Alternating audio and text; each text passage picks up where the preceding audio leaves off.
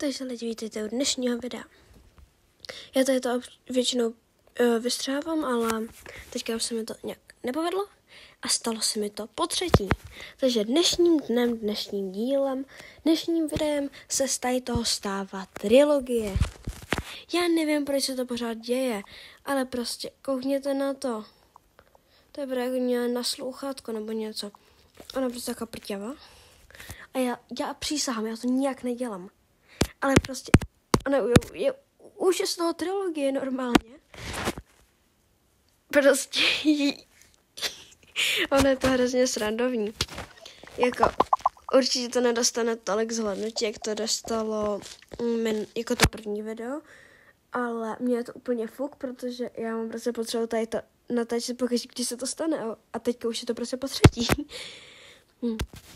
Takže jsem to chtěla ukázat jenom a my se můžeme